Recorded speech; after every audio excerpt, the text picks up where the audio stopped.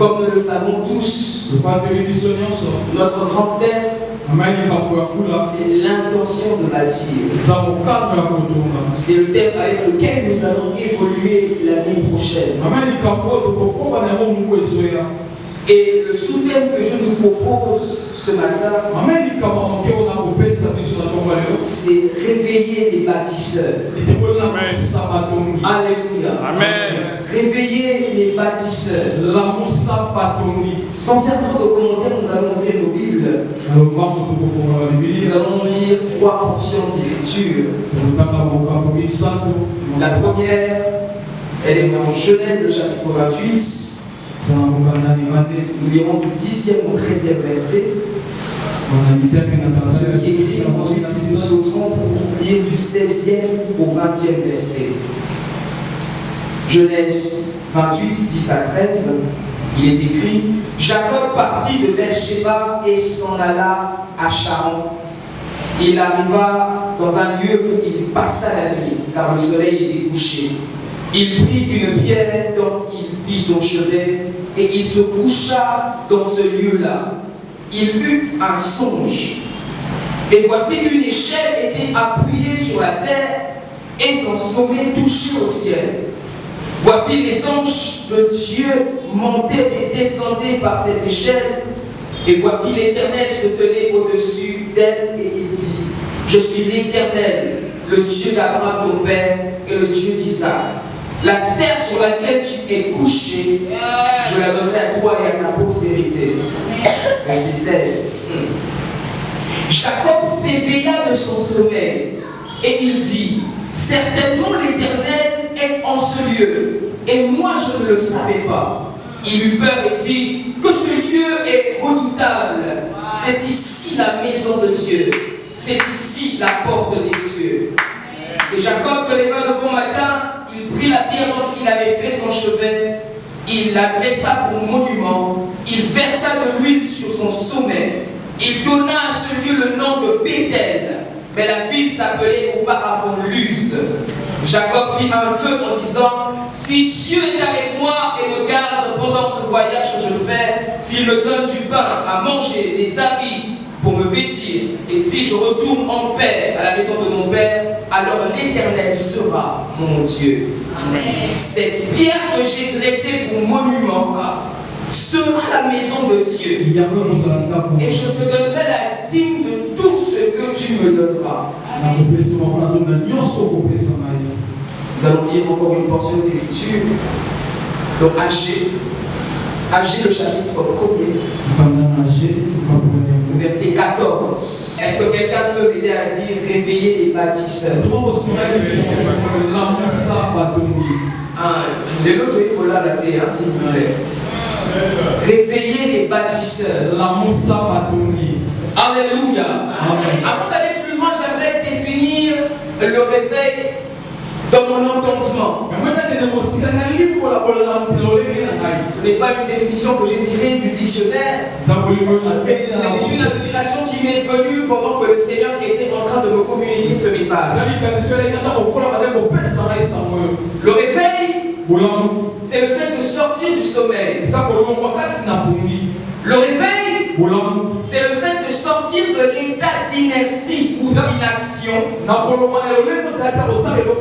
afin de poser des actes. Et enfin, le réveil, c'est la prise de conscience. Dis à ton voisin la prise de conscience. Alléluia. Amen. Et lorsque nous lisons dans Genèse le chapitre 28, la Bible nous relate l'histoire de Jacob qui quitte la maison de son père et qui se dirige à Charan parce qu'il fuyait la colère de son frère. Il s'était fait passer pour Ésaü afin de lui voler sa bénédiction. Et la Bible nous dit qu'arrivé dans un lieu appelé Luz, il va prendre une pierre sur laquelle il va se coucher, et pendant qu'il dormait, il va faire un songe. Il verra une échelle appuyée sur la terre, comme le sommet toucher le ciel. Et il pouvait voir des anges monter et descendre sur cette échelle. Bien-aimé, j'aimerais attirer notre attention pour nous faire comprendre que c'était un songe. La Bible dit qu'il eut un songe. Alléluia. Amen. J'ouvre une parenthèse. Jacob a eu un songe. Il a vu une échelle. Et les anges montaient et descendaient sur cette échelle. Ça, c'est dans l'ancienne alliance. Et du reste, dans Hébreu, la Bible dit que l'ancienne alliance, c'était l'ombre. J'aime la déclaration que Jésus va faire dans la nouvelle alliance.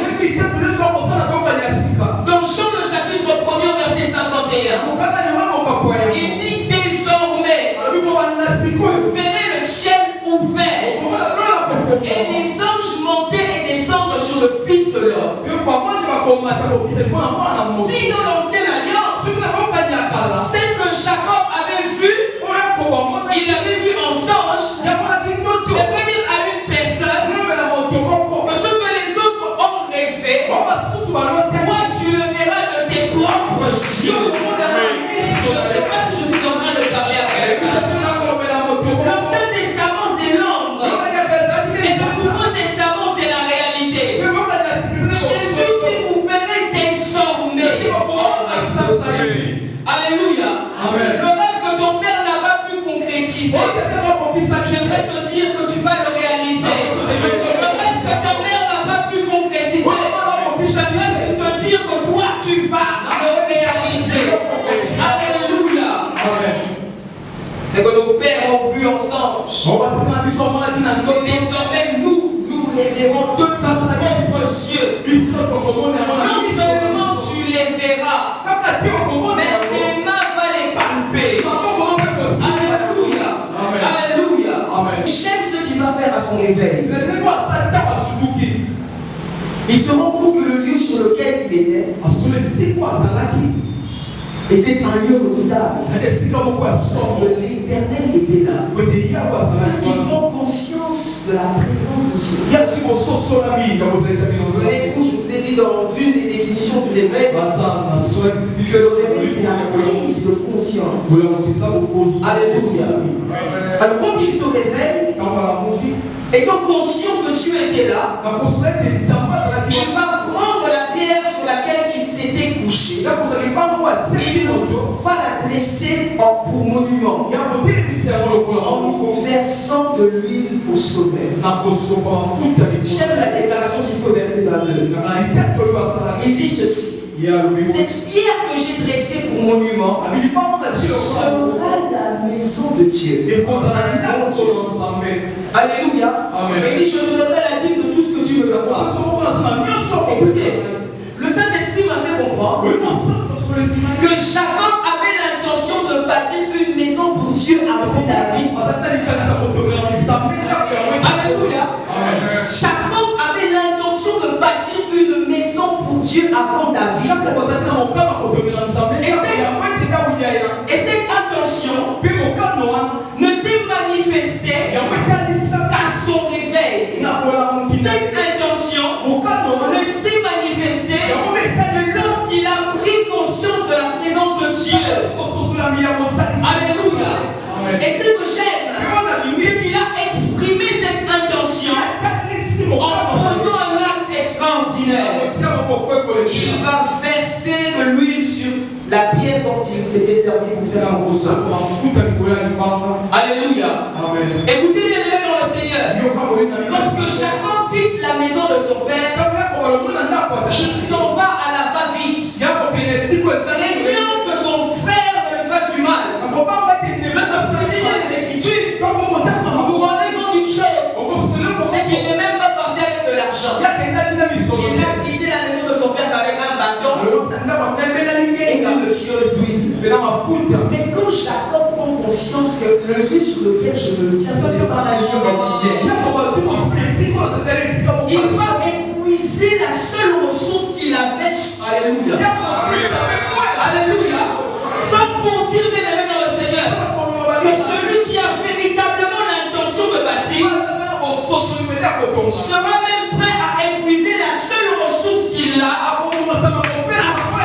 bâtir pour Dieu. C'est ce qu'il a fait. Mais ce que j'aime, c'est qu'il va encore exprimer son intention de bâtir en faisant autre chose. Il va rebaptiser le lieu où il se trouvait. Il va donner un nouveau nom à ce lieu.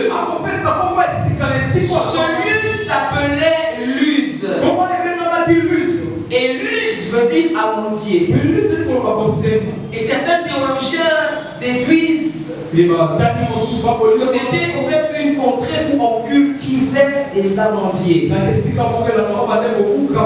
Mais lorsqu'ils se rendent compte que c'est ici la porte des cieux, et puis ce lieu ne sera plus un lieu où on vient cultiver les amandiers, ce lieu ne s'appellera plus Luz, mais désormais ce lieu s'appellera Bethel. Et Bethel veut dire maison de Dieu. Est-ce que quelqu'un est avec moi? Écoutez mes amis dans le Seigneur. Avant même que je me touche au fond, je me suis rendu compte d'une chose. C'est que lorsque Jacob a fait l'expérience de la présence de Dieu à Luz, le nom de cet endroit a changé. Alléluia. Lorsque Jacob fait l'expérience de la présence de Dieu à Luz, le nom de son environnement change.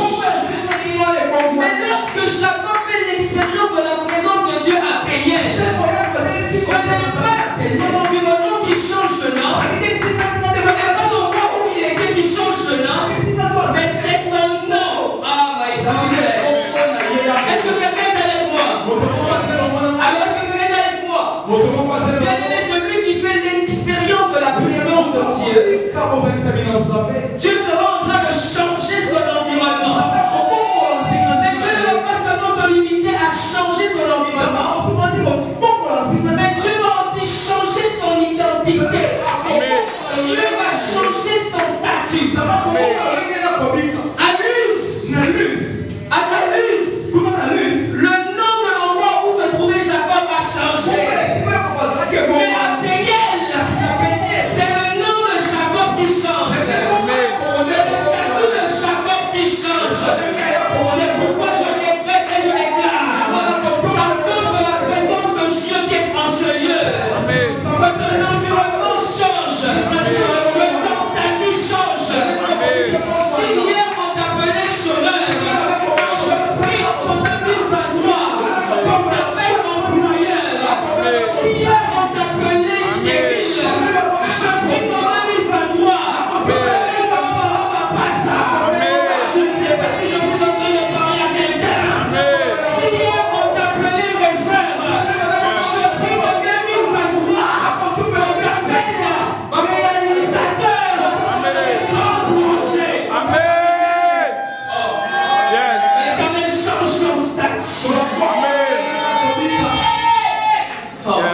Écoutez, c'est que j'aime, c'est que Dieu a changé le nom de Jacob. Mais ce n'est pas Dieu qui a changé le nom de Luz. C'est Jacob qui a changé le nom de Luz. Alléluia. Écoutez, celui qui fait l'expérience de la présence de Dieu a le pouvoir de changer l'atmosphère de son environnement. Celui qui fait l'expérience de la présence de Dieu a le pouvoir de changer l'atmosphère de son environnement.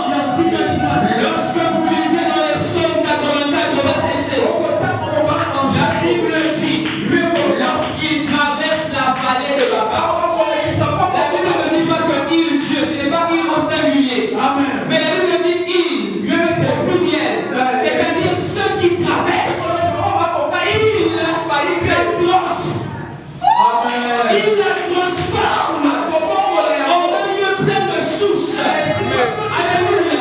Et ce que j'aime, c'est que Baca, c'est la vallée des pleurs. Mais ce que j'aime,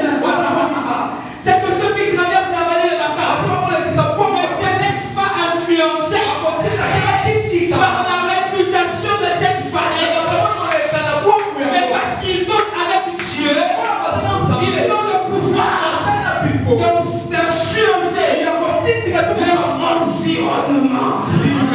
Oh mon Dieu. Alléluia. Bien-aimé, j'ai envie de te dire que ton environnement ne va pas t'imposer un certain style de vie. Il ne va pas t'imposer un mode de vie où tu ne fais que pleurer. J'ai une bonne nouvelle pour toi ce matin. Avec Dieu, tu as le pouvoir d'influencer ton environnement. Amen. Et qu'est-ce qui se passe? Jacob change le nom de Luz en Bethel. En fait, en réalité, il change la destination de ce lieu. Le maître d'accord va mieux comprendre. Chaque bâtiment, chaque immeuble a une destination. Il y a des immeubles à usage professionnel. Amen. Des bâtiments qu'on utilise que pour tout ce qui a trait aux activités commerciales et tout ça. Maintenant, je vous disais que Luz veut dire amandier. Et comme certains théologiens pensent que c'est parce qu'on cultivait les amandiers là-bas. Quand Jacob arrive là, et qu'il se rend compte, et qu'il prend conscience de la présence de Dieu, il change la destination de ce lieu. Alléluia. En changeant le nom de Luz en Bethel, il change la destination de ce lieu. Si autrefois, Luz était des étapes et des étapes où on cultivait les amandiers, désormais, Bethel sera la maison de Dieu où on vient offrir la dîme de tous ses revenus. C'est ce que Jacob a dit en érigeant ce monument. Il a dit, je viendrai ici pour offrir des sacrifices, pour offrir la dîme de tout ce que j'aurai obtenu. Là où ce lieu était un lieu où on cultivait les amandiers, en changeant le nom de ce lieu, il a changé l'usage de ce lieu. Il a changé la destination de ce lieu. Si dans ce lieu, on effectuait de l'agriculture, désormais, ce lieu devient un lieu où les hommes peuvent offrir des offrandes à Dieu. Alléluia. C'est pourquoi je prie ce matin que Dieu réveille un Jacob qui changera la destination d'un terrain. En lisant ces terrains ici, je l'avais destiné à un usage professionnel. Je voulais construire et mettre des locataires. Mais parce que j'ai pris conscience de la présence de Dieu, ce terrain ne sera plus pour mettre des locataires. Mais ce terrain sera Bethel. Ce terrain sera la maison de Dieu. Alléluia. Amen. Oh mon Dieu, je prie que l'Éternel réveille un Jacob ce matin. Afin qu'il change la destination des hectares. La Bible ne se limite pas là. L'Éternel réveilla l'esprit. Je suis le fils de Jotsada qui était sacrifié et de tout le reste du peuple. Mais avant d'arriver là, lorsque vous rentrez un peu en arrière, dans Esdras le chapitre 1er, vous vous rendez compte que l'Éternel avait d'abord réveillé l'esprit du roi Cyrus. Le roi Cyrus avait tout un empire, ce qu'on appelle l'empire médo-perse. Et il avait asservi beaucoup de royaumes. Et Israël était en captivité. Mais quand Dieu réveille l'esprit du roi, le roi dit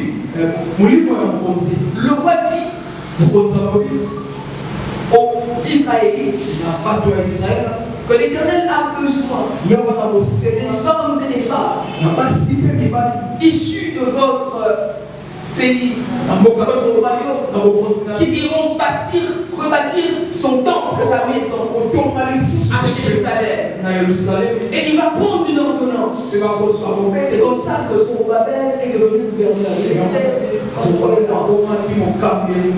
Alléluia. C'est comme ça qu'il est devenu gouverneur. Quand il était devenu gouverneur, c'était parce qu'il devait administrer la construction du temple. Alléluia. Et il y a une chose qui se passe. L'Éternel réveille l'esprit du roi. Et les enfants d'Israël sont libres. On les renvoie chez eux. On ne saurait pas la nuit. Au fait, leur liberté avait pour but la construction de la maison de Dieu. Mais lorsque nous arrivons dans Agé le chapitre 1er, vous vous rendez compte d'une chose. C'est qu'arrivé là-bas, ils ont rebâti seulement le temple de Dieu. Ils ont posé les enfants. Ils ont oublié la maison de Dieu. Merci que le Seigneur, par son esprit, par à travers le prophète Agé, il dit, vous vous occupez de vos maisons l'embrisse. Vous vous préoccupez de vos maisons alors que la mienne elle est détruite. En fait, ils avaient oublié que si l'Éternel avait permis qu'il soit libre, délivré du joug de Cyrus, c'est seulement qu'ils aillent pour reconstruire son temple.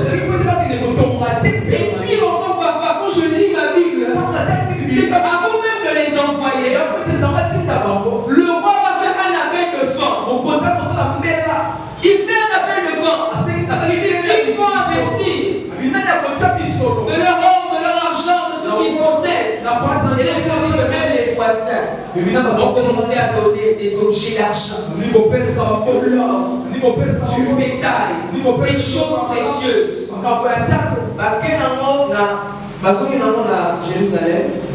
Jérusalem, qu'est-ce qu'ils ont fait?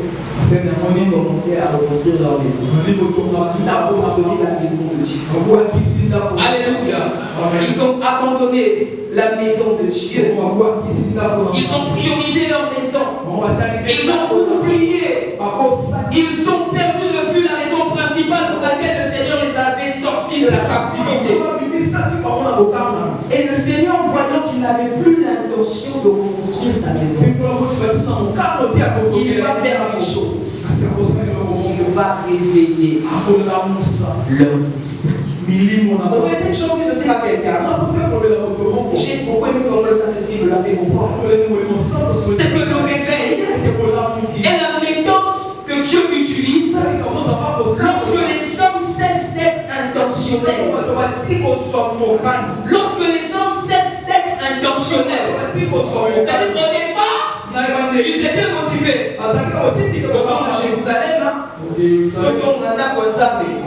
Mais arrivé là-bas, voyons les réalités. Arrangeons d'abord notre confort. Ils ont oublié. Et maintenant, la méthode de Dieu, c'est le réveil.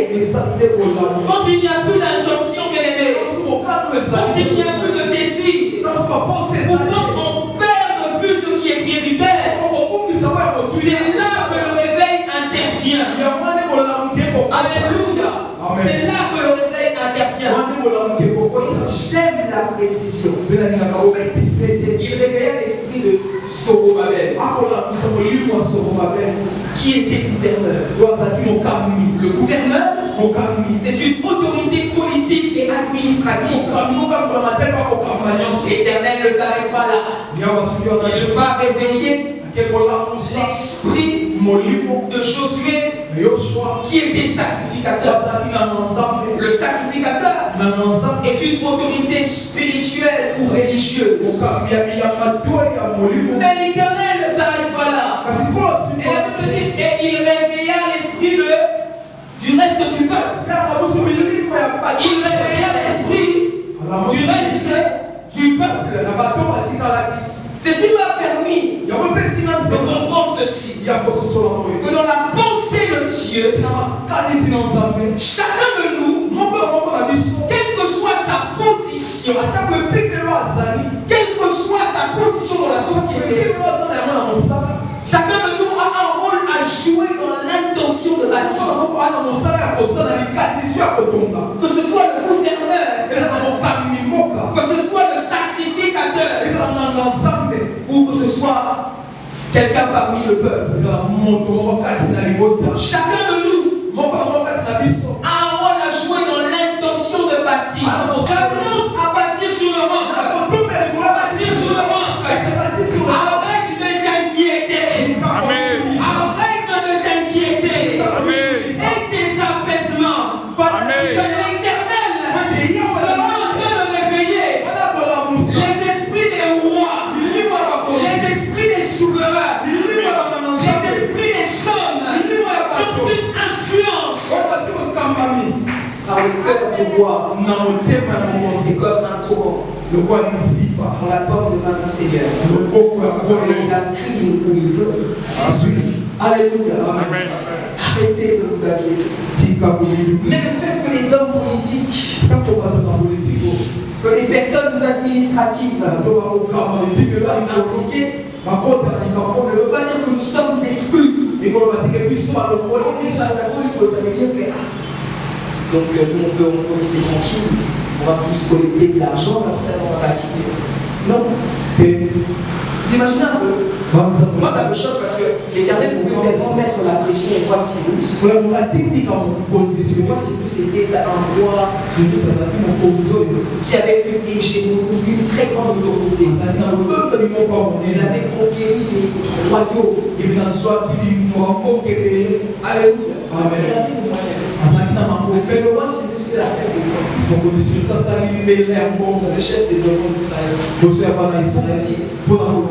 Même si Dieu suscite des hommes influents, il ne veut pas qu'on se désengage. Parce qu'il ne réveille pas seulement le gouverneur de Babel, il ne réveille pas seulement le roi Cyrus, il réveille aussi les sacrificateurs.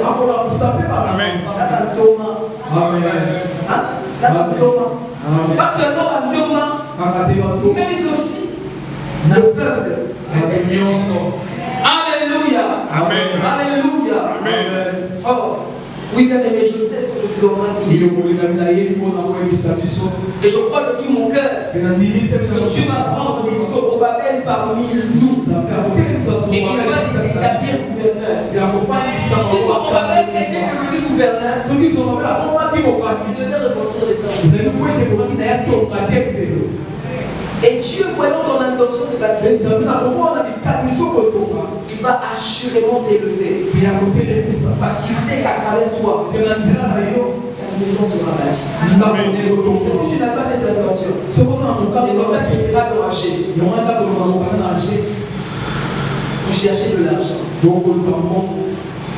Mais vos greniers sont troués. Vos citernes sont crevassées. À peine tu as quelque chose, parce que tu ne penses qu'à toi-même. Alléluia. Amen. Est-ce que tu t'intéresses aux choses de Dieu? Dieu aussi prendra soin de toi. Alléluia. Amen. Si Zorobabel est devenu gouverneur, c'est parce qu'il devait reconstruire. Et je crois de tout mon cœur que Dieu va élever des hommes et des femmes ici, dans les voies sphères de la société. On doit construire la maison de Dieu. Je prie des hommes et des femmes. Alléluia. Amen. Répète après moi le réveil des bâtisseurs. Le réveil des bâtisseurs. Vous savez ce que vous lisez dans Ésaïe, le chapitre 60. Alors, ce texte m'a scandalisé. La Bible dit, lève-toi et sois éclairé, car ta lumière arrive. Et la gloire de l'Éternel se lève sur toi. Bien-aimé, pendant que je méditais sur ce texte, le Saint-Esprit m'a fait comprendre qu'il faut se lever avant de briller. Oh. Ou mieux, ne peut briller que celui qui s'est levé. En fait, le Saint-Esprit m'a fait comprendre que notre rayonnement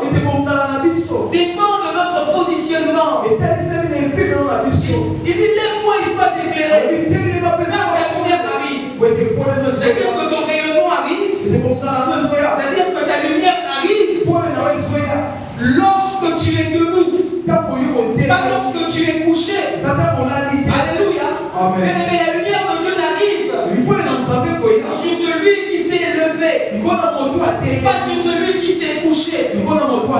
C'est pourquoi il est écrit dans Éphésiens, réveille-toi en toi qui dors, réveille-toi d'entre les morts, et Christ t'éclairera. Alléluia. Amen. Mais bien aimé dans le Seigneur, le problème aujourd'hui avec nous, c'est que nous voulons briller, mais en le faisant bien.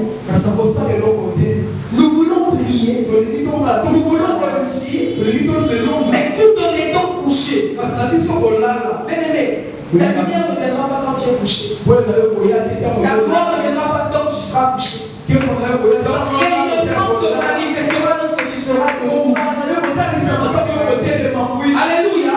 Amen. Il dit bien, écoutez, et j'aime quand il va plus loin. Il dit d'abord lève-toi. Ta lumière arrive. Mais ce n'est pas tout. Il dit tes fils arrivent. Et les trésors des nations, les trésors de la terre viendront à toi. Alléluia. Écoutez ce que le Saint-Esprit m'a fait comprendre. C'est que notre positionnement a une force d'attraction. Notre positionnement a une force d'attraction. Bien-aimé, si tu es couché, c'est-à-dire que si tu ne fais rien de ta vie, si tu dors, c'est que tu vas attirer. C'est la pauvreté. C'est la pauvreté. Si tu restes couché, même quand nous prophétisons ici, nous déclarons l'Éternel va susciter. Si tu restes couché, tu vas passer à côté de ces choses. Alléluia. Notre positionnement a une force d'attraction. Si vous êtes couché, vous allez attirer la pauvreté. Mais si vous vous levez, vous brillerez. Et votre position sera en train d'attirer vers vous ce dont vous avez besoin. Et parce que tu t'es levé, parce que la lumière est arrivée, parce que sur toi la gloire de Dieu apparaît, et que tes fils arrivent. Qu'est-ce que tu attends? Tu attends dans quelle position? Étant couché. Les fils sont en chemin continu. Et même plus tes filles, on les porte dans les bras, on vient avec elles. Et il dit les richesses des nations viendront vers toi. Ça veut dire quoi? Celui qui attire la richesse ce n'est pas celui qui se couche. C'est celui qui est debout. Alléluia. Celui qui est debout. Si tu es paresseux, tu ne vas jamais attirer les trésors des nations vers toi. Alléluia. Amen. Et ce que j'aime bien aimer dans le Seigneur, c'est que le Saint-Esprit est l'instigateur du réveil. C'est le Saint-Esprit qui nous pousse, qui nous rappelle. Nous sommes à prendre conscience. Nous devons bâtir pour Dieu. Parce que vous lisez dans Ézéchiel le chapitre 2. Ézéchiel dit que la parole de l'Éternel nous est adressée en ces mots. Tiens-toi sur tes deux pieds. Et la Bible dit que l'Esprit du Seigneur entra en moi. Et je tape sur les deux pieds. Alléluia. Alléluia. C'est le Saint-Esprit qui est l'instigateur du réveil. Et nous allons y arriver. Mais avant d'aborder quelque chose de très capital, j'aimerais vous parler ici rapidement de deux ennemis du réveil que j'ai dénichés dans Jean chapitre 11. Aide-moi à dire à ton voisin les ennemis du réveil. Le premier ennemi, c'est la procrastination. La procrastination, c'est le fait de revenir à demain ou à plus tard ce qu'on peut faire aujourd'hui. Amen. Ça, c'est le premier ennemi du réveil. Lorsque je lis Papa dans Jean chapitre 11, je me rends compte d'une chose, c'est que Jésus est informé de la situation de Lazare. Son ami Lazare est malade. Il est souffrant. Jésus était réputé pour guérir les malades. Mais Jésus, apprenant que Lazare était malade, il ne va pas tout de suite. Il remet cela plus tard. Il apprend même qu'il est mort. Il attend encore 4 jours avant de se pointer. Et vous savez, quand il arrive, qu'est-ce qu'il va trouver là-bas? On va lui dire, il sent déjà son corps commence à se décomposer. Son corps commence à pourrir. En fait, la leçon que j'ai pu tirer dans cette histoire, c'est qu'à chaque fois qu'on remet à plus tard une situation qu'on peut résoudre aujourd'hui, cette situation va commencer à se détériorer. Cette situation va commencer à se décomposer comme Lazare. Alléluia. À chaque fois qu'on procrastine,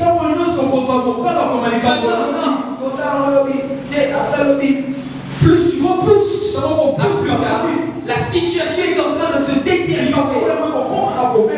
Mais pourquoi Jésus s'est permis de remettre à plus tard son intervention dans la vie de Lazare? C'est parce qu'il est la résurrection. Toi, tu n'es pas la résurrection. Jésus, il peut laisser une situation pourrie. Tu n'es pas la résurrection. Donc quand tu remets à plus tard, tu es en train de détruire. Tu ne bâtis pas, tu détruis. Non, posons un acte. Faisons quelque chose. Ah, on ne va pas les fêtes. On va pas cesser. Même après les fêtes de janvier. Parce que tu connais l'État, les finances de l'Église. Parce que tu connais les projections. Pas seulement par rapport à la maison de Dieu, mais aussi par rapport à ta propre vie. Bien aimé, celui qui remet à demain, il verra la situation se décomposer.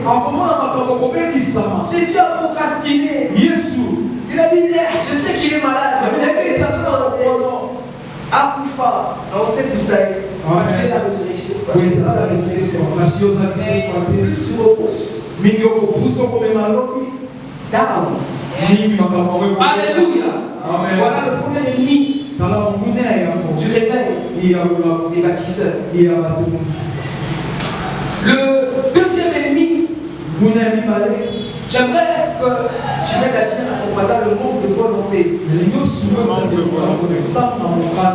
Toujours dans Jean le chapitre 11, Jésus arrive, on lui dit que Lazare il ira ôter la pierre. Donc on ôte la pierre. Jésus va crier, Lazare sort. Mais lorsque vous lisez bien la Bible, vous voyez ce qui s'est passé. Vous allez vous rendre compte d'une chose, c'est que Lazare était lié avec des cordes. Lazare était lié avec des bandes. Mais je suis posé la question, qu'est-ce qui ne manquait pas pour que Jésus envoie d'abord des hommes pour qu'on puisse délier Lazare. Vous comprendrez avec moi que lorsque Jésus dit Lazare sort, et Lazare est lié, il est sorti en soutien. Parce qu'après il dira délier l'un et laisser l'autre. Alléluia. Qu'est-ce que je veux nous dire? C'est-à-dire, je veux nous dire ceci. C'est-à-dire que le Seigneur peut avoir dit quelque chose concernant ta vie.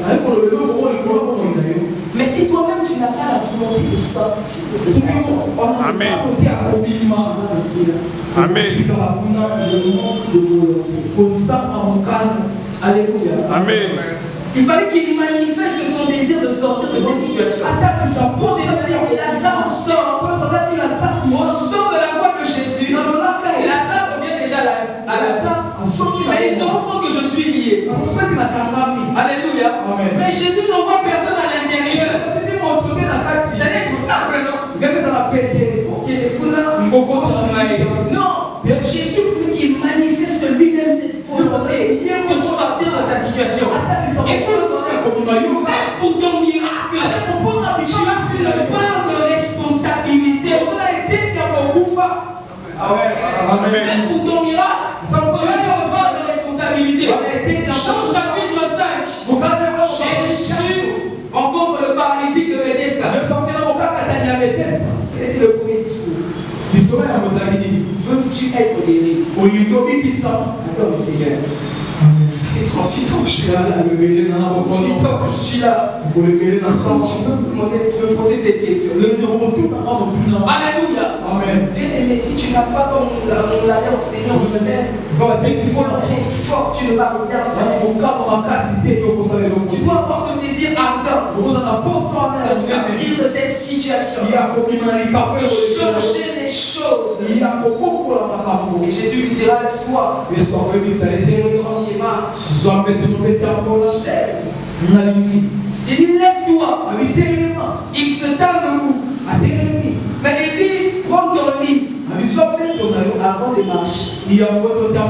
Celui qui t'a porté. Bien-aimé dans le Seigneur, écoute ceci. Ça c'est juste une parenthèse. Quand tu seras debout, n'oublie jamais de prendre avec toi le lit qui t'a porté et supporté pendant 38 années.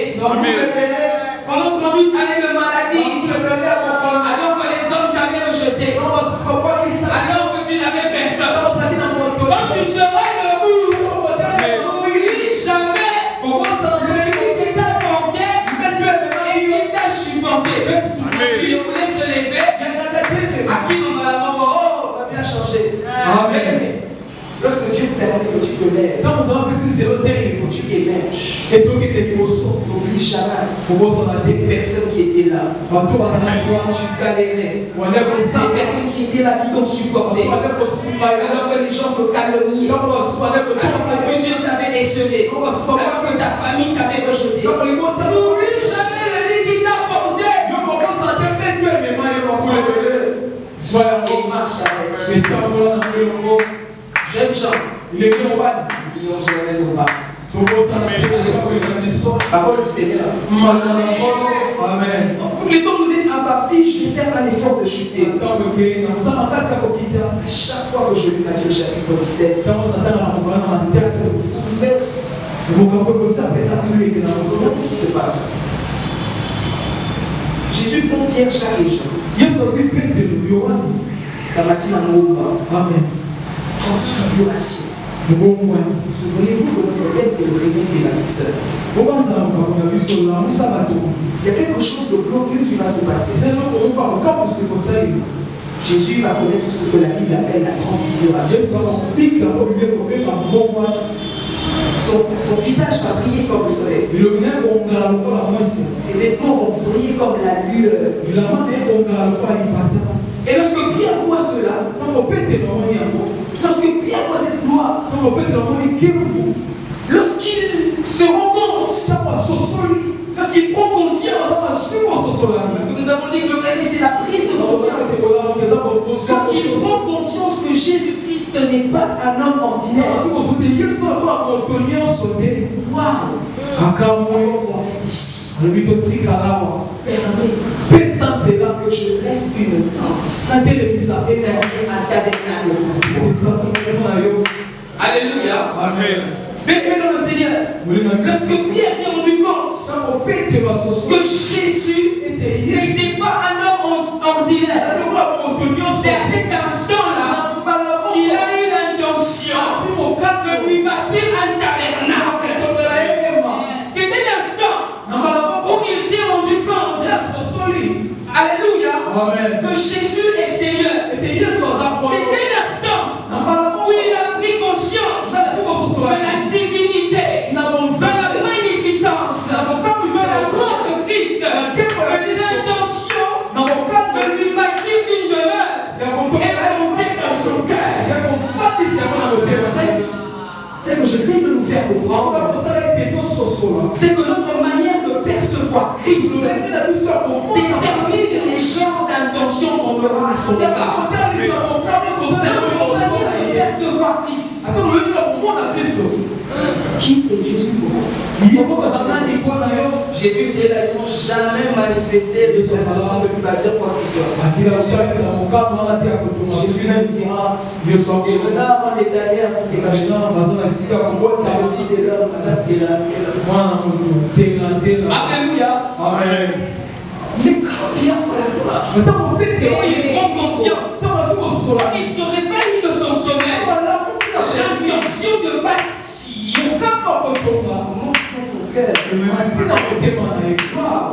Bien aimé le Seigneur, comment tu vois le Seigneur? Si pour toi Jésus c'est seulement le charpentier, il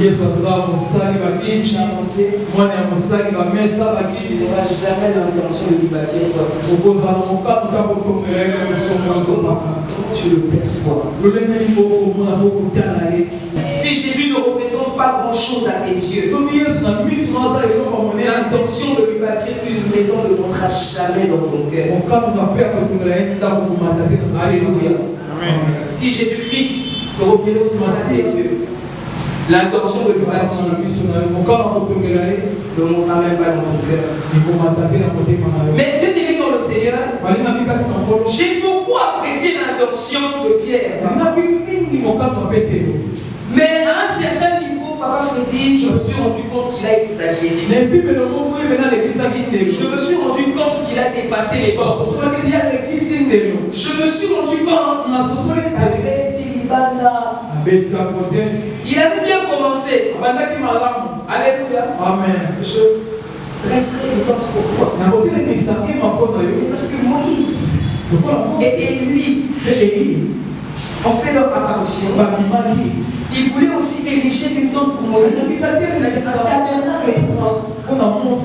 tabernacle pour Élie. En d'autres termes, Pierre voulait bâtir pour Moïse et Élie exactement la même chose qu'il voulait bâtir pour Christ. Il voulait honorer Moïse et Élie au même niveau que Jésus. Alléluia. Bien aimé dans le Seigneur, Moïse et Élie étaient tous serviteurs de Jésus-Christ. Mais Pierre était sur le point de les élever au même niveau que leur maître.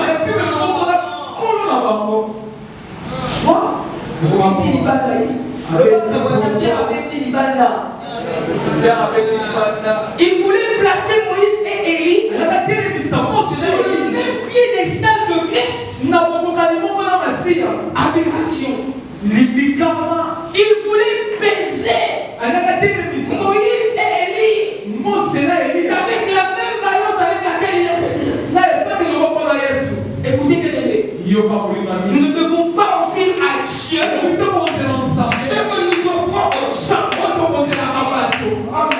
Nous ne devons pas servir Dieu quand nous servons les hommes. Nous ne devons pas bâtir pour Dieu comme nous bâtissons pour les hommes. Alléluia. Écoutez, Moïse et Élie sont des figures de l'histoire, des hommes qui ont marqué leur époque, des hommes qui ont marqué leur génération. Moïse a séparé les eaux et il y avait les hommes le feu. Du reste, c'était des prophètes majeurs. Alléluia. C'était des icônes pour Israël. On aurait un peu compris un peu les ailes des biens. Moïse, on avait dit la vie sur Samo, des prophètes majeurs. Et il y a un ballon là, il a un champ d'effet. Il a été enlevé. Quand on a un mystique fort. Et en se concentrant sur ces deux personnes, Et ma bouteille à ta tournée malée. il a perdu la personne la plus importante. Il y a un ici, mon toit, Alléluia. Et j'aime ce que Dieu va faire. Dès l'instant où Pierre voulait construire une danse pour Moïse et Élie, Dieu va faire quelque chose. Lisez bien vos Bibles. Alléluia. Amen. Et il va se faire entendre la nuée. En qui j'ai mis toute mon affection. Écoutez-le. Et quand la nuée s'en va, Moïse, et Élie disparaissent. Amen. Alléluia. Quand la nuée s'en va, Moïse et Élie disparaissent. Alléluia. Quand la nuée s'est disparue, ces deux personnages importants de l'histoire ont disparu. Alléluia.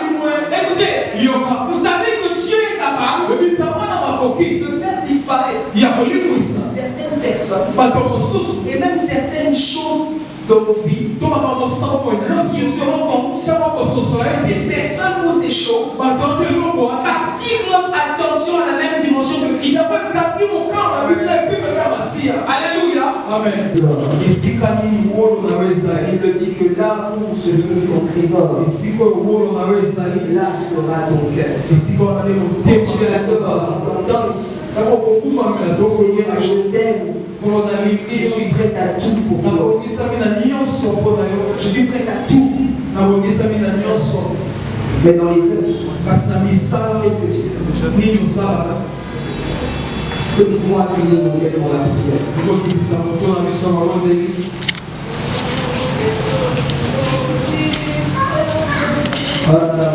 prière?